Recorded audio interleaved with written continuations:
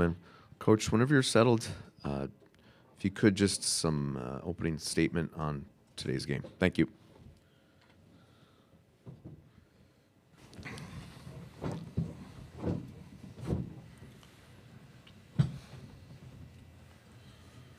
Well, clearly we're disappointed.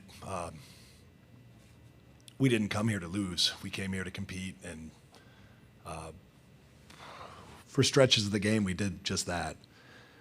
You know, when you have a long week, a long layoff like we had,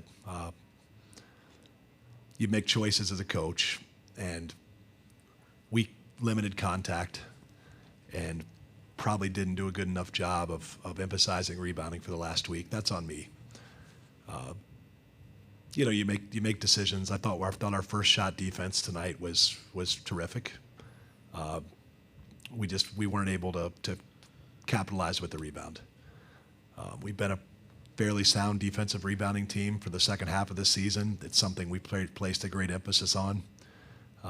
It was a miscalculation on my part, and you know, I let our team down today. I'm disappointed for that.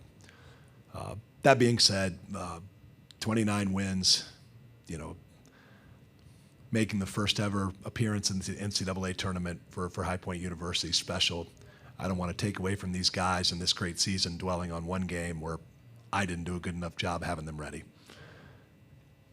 I'm proud of this group. I'm proud of the guys sitting to my right. We've done exactly what we've talked about for a long time. We've been the first ever. We certainly hope that we'll be back soon. Thank you for that, Coach. We're now going to take questions for Demarion and Trey only. Raise your hand if you have any questions. Right here in front, right, please. Robert Listella, Bracketeer.org. I have a question for both student athletes.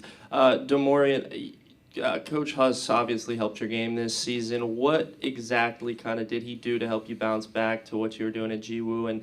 And Trey, as a senior, he convinced you to come back, obviously. Did you kind of see the vision for what was possible for this season ahead of time? Let's start with you, Demarion, please. Thank you. Well, yeah. Well, first he installed confidence in me, got my confidence back, made sure I was mentally right. And then, yeah, just a lot of reps this summer. I mean, he put me in the best positions to show what I do, and forever grateful for that. Yeah, I mean, Coach Huss, whenever we met in the summer, he told me that we had an opportunity to make history. And, you know, we had a lot of guys that came out of the transfer portal. We're super deep. You know, it was hard at first just to see, you know, my own minutes, my own ego, my own desires get in the way. But, you know, as time went on, I realized, and Coach Huss helped me realize, that there's something so much deeper than your own selfish desires, and that's to get a part of something bigger than yourself. You know, we talk about it all the time, but that's called sacrifice, and sacrificial love runs deep, and that's why this brotherhood is unlike anything I've ever been a part of. But I want to give glory to my Lord and Savior Jesus Christ, because he's the one that sacrificed for us, and he's a leader, and it's him that's the reason why we were able to do that. And it's him that's the reason why we're able to sacrifice and get a part of something bigger than ourselves and to crucify our own egos and our own desires every single day. Thank you for that. We'll take one up here front center. Matt Norlander, CBS Sports. I wanted to ask you guys about the fan turnout. You know, the university posted a video earlier today. I understand there was a big charter and a bunch of them flew up. It's a very impressive showing on behalf of the Faithful in Purple. Just what did it mean to see all those folks out there, to see you guys play a competitive game? Did you anticipate you'd have that much fan support all the way up here, tucked in the Northeast? I'd love to hear from both of you on that. Yeah, absolutely. I feel like I had an idea just because they've been behind us all year. I mean, we probably have the best mid-major fan base in the country. So, yeah, we expected them to be here, and they was expecting a win. I mean, we didn't come here preparing to lose. So, yeah, we knew they was going to show up. Yeah, for sure. High Point's a family, man. Like, you can just sense it the moment you step on their campus. I don't know if any of you guys have been up there, but that place is incredible. Like, we love going to school there. The family there is just incredible. And, you know, we got so many people that are very passionate about High Point basketball. And it's just a joy to be a part of something like that. Whenever you have that much momentum behind something that you do and that much love behind something that you do, it gets you emotional, man. So, you know, I'm grateful for my time at High Point. I'm grateful for the fans. Props to them. Props to Huss Bus, my buddy Quale. He's the one that runs it, so shout out to him. Thank you. Take one here to the right. Yeah, Carter Bills, North State Journal, and High Point alum. Trey and Demarion, Coach Huss put a lot on himself for the loss, but you guys obviously had an incredible season. Talk about your appreciation for Coach and what he did to help you get here and helping you have a great season overall. Really, I'm just grateful for the honesty. I mean, he told me a plan this summer, and everything that he said came to fruition. So I'm just grateful for the honesty.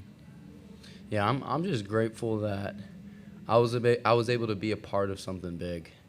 You know, like we could have gone anywhere in the country. There's so many people that could have played somewhere else, and I know I could have played more minutes. I know I could have played somewhere else and maybe make more money. But it's not about that. Like the memories that I've made at High Point has just been surreal, and I wouldn't have changed my college career for anything. Thank you. We'll take one more here for student athletes. Right. DeMarion, it was a 3-point game, 7 minutes to go. Can you kind of just share with us what the confidence level was like on the floor and the communication levels among anybody as they were coming down the stretch there? Yeah, even when we were down 10, I mean, we keep the same approach to everything we do. We was very confident going into the game. Even towards the last 4 minutes, we was confident. We just missed a couple pieces. DeMarion and Trey, you guys can head back. Thank you very much for your time. Thank you. We'll take questions for Coach Huss right here in front. Alan, congrats on a really good season. Want to get a little bit of framing on your preparation in playing Purdue in this regard. You obviously had a great season a year ago. I know the challenges when it comes to non-conference scheduling for a mid-major when you post a really good record and all that comes in with it. So this was your first real opportunity to play a team at this level this entire season. You guys played well out there, but did not having faced a power conference opponent, did that put you at a little bit of a disadvantage, big picture, now that you can reflect on what the game has just played out? It certainly didn't help. And I'll be on the record to every high major coach out there, we would love to play you next season. I'm guessing that won't help, but we'd like to play a couple of Power 5 per conference teams. We're open to any and all. I think the ironic thing is, they were one of the only ones that had a little bit. By the time we talked to them, they already had their schedule full, except for one date didn't work for us. Everyone else except a couple of schools said no.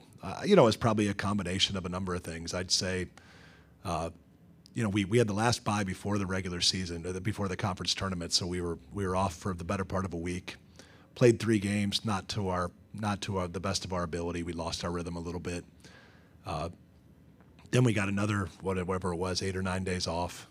And not to make excuses, I just don't think we ever really found the rhythm we had late in the season. Whether kind of even when you look past the step up in class, I'm not certain. Especially we just didn't have great offensive flow today. And I'm not certain it was really anything they did so much as it was just us just kind of being out of sync a bit. Obviously, it's a big stage, and with all due respect to the Big South, because we've got a great conference, it was unbelievably competitive. It had us prepared, I think, to play at a high level. This is a big stage for a lot of our guys, and we've got some, high major transfer downs that, for whatever reason, didn't necessarily have the best experience at the highest level.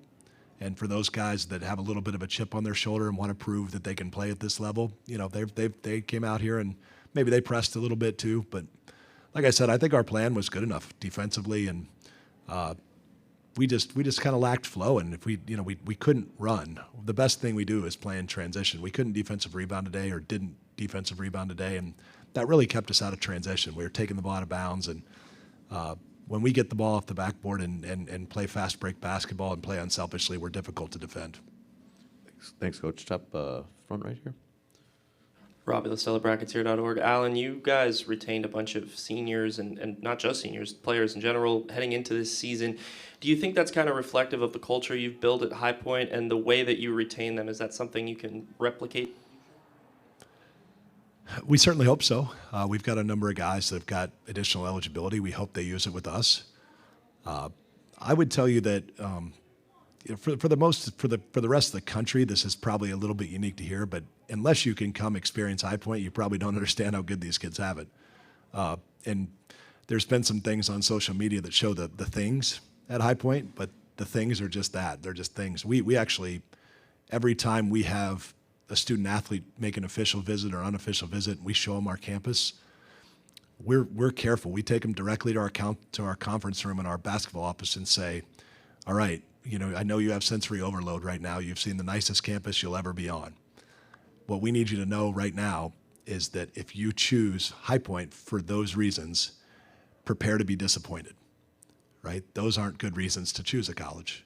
You need to choose them based on the people in this building right here, the people you'll meet in the athletic department, the people you'll meet in just the university as a whole. You need to be prepared to be something or be a part of something that's bigger than just High Point basketball if you come to High Point. And so we're really careful to make sure we get guys that appreciate how good they have it there. I think that's one of the reasons why we've been successful with high major transfer downs. You come to High Point, a lot of people think if you go to the mid-major level, it's maybe not quite as nice, and it's quite the opposite. Doesn't matter where you come from. If you come to High Point, you're going to have an experience that's better than where you came from. Thank you, Coach. We have time for one more just behind. Coach Huss, you talked about the rebounding in today's game. Their offensive rebounding was obviously a huge difference.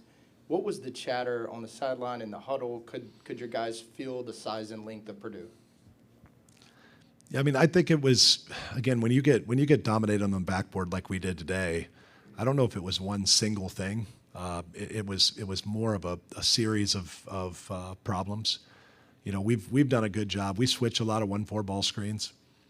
They set a lot of we inverted the matchup with Kaufman and put a 4-man on him a lot of the time today. We were in some huge disadvantaged situations, and typically we do a good job of winning those battles with numbers.